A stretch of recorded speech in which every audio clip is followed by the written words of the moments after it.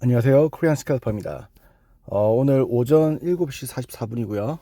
아침 이렇게 일찍 좀 녹화를 했는데, 제가 어제도 그렇고, 오늘도 그렇고, 오늘 문득, 저번에 제가 한번 그 하락적인 그런 느낌이 강하게 들어서, 그때 녹화를 해서 올려드렸었는데, 물론 저는 뭐 구독자가 몇 명 되지도 않고요. 하지만 그때 제가 좀 그런 강한 느낌이 있었어요. 이제 하락을 할 것 같다라는.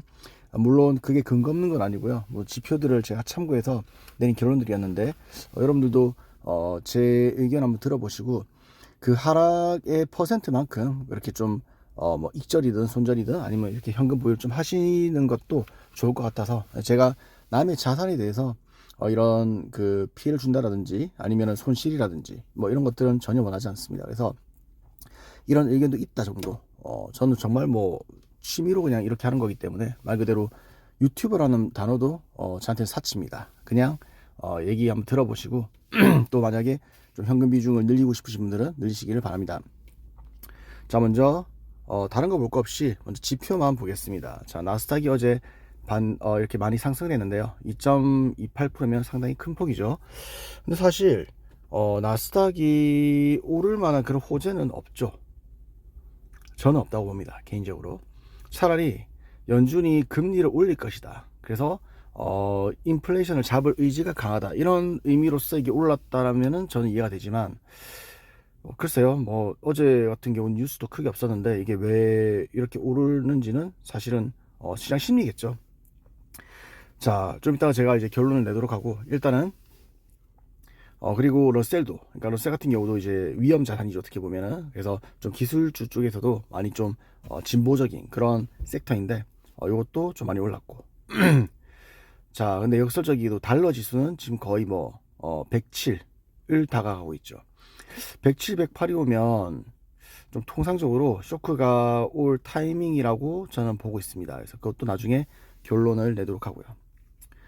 자, 그리고 달러 가치들을 이렇게 좀 보고 있는데 좀 떨어지고 있다 전반적으로. 하지만 전 달러 지수를 보고 있거든요 지금. 그리고 자, 유가 보시면은 유가는 저도 좀 봐야 될 것 같아요. 자, 일주일 동안에 좀 떨어졌네요. 하락이 좀 있었는데 한동안은 또 이렇게 100달러 밑으로 내려갔었지만 다시 좀 올라오고 있고, 당연히 좋은 시그널은 아니라고 봐야 되겠죠. 그러니까 유가가 이게 오르게 되면, 또 어떤 분들은 이제 수요가 많아졌다 유가가, 그래서 좀 경기가 좋아질 것이다라고 보시는 분도 계시지만, 그래서 이 달러가 지수가 이렇게 올라가고 있는데 요게 유가가 오르는 게 좋다? 저는 그렇게 보진 않고요. 유가가 오르면 아무래도 인플레이션 압력이 더 강해지는 거죠. 원론적으로 말씀드리자면.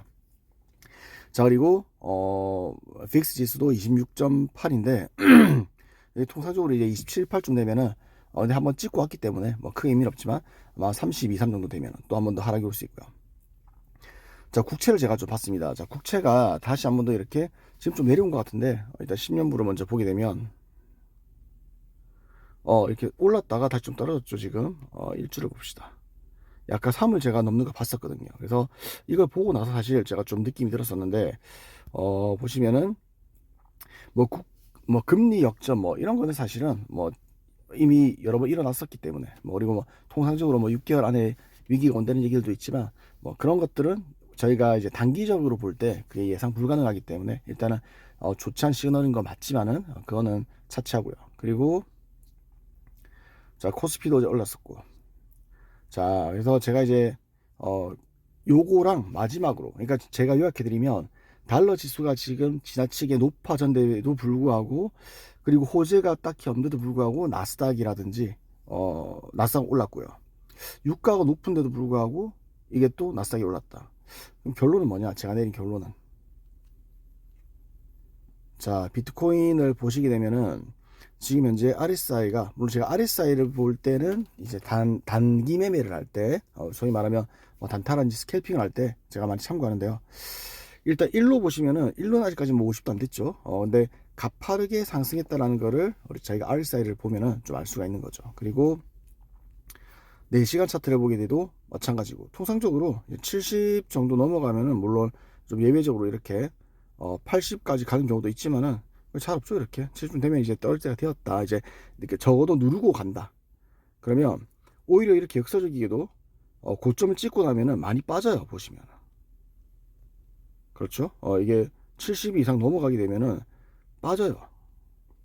지금 저희가 보게 되면은 이게 지금 70은 넘었어요. 60분 보면은 마찬가지로 70이고요. 15분은 뭐 워낙 당기니까 떨어졌다가 다시 오르다가 하겠지만은, 제가 내린 결론은 뭐냐면 이게 뭐 제가 뭐 세력을 얘기한다라든지 그런 거는 크게 좋아하지 않지만, 세력이라기보다는 주식으로 치면 이제 주포라고 할 수 있겠죠. 이렇게 그 주식을 많이 가지고 있는 그런 기관이라든지 이런 분들 주포라고 저희가 이렇게 지칭을 하는데, 적어도 비트코인을 가지고 있는 사람들한테는 지금이 현금 보유할 수 있는 기회다. 이 가격이 뭐 그 사람들이 이걸 일부러 올렸다 막 이런 음모론적인 얘기를 하는 건 아니고요. 이게 기회가 될 수 있다. 그 정도는 여러분들이 아시는 게 좋을 것 같아요.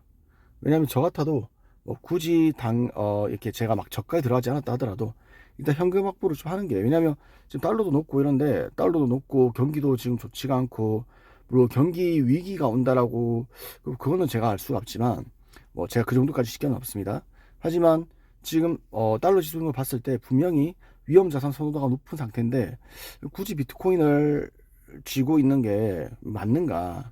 물론 지금 달러를 사는 것도 아니겠지만 현금을 이렇게 가지고 있는 게 좀 합리적이지 않나 라는 생각을 해봤습니다. 그래서 여러분들도 저는 이제 거기에 맞게 제가 그 포트를 정리를 했고요, 당연히. 그래서 뭐 여러분들한테 뭐 이래라 저래라 뭐 이런 건 아니지만, 그래도 한번 좀 생각해 보셔라. 전 저번에 이런 이유로서 그때도 현금 보유 제가 했었거든요. 그때 그래서 하락을 좀 남들보다 피할 수 있었고 저가에 살 수 있어요. 그래서 여러분들도 한번 생각해 보시는 그런 시간이 되었으면 좋겠다 싶어서 아침 오전 일찍 이렇게 녹화를 했습니다. 좋은 하루 되시기 바라고요. 그리고 주말인데 아주 행복한 주말 시간 되시기 바랍니다. 감사합니다.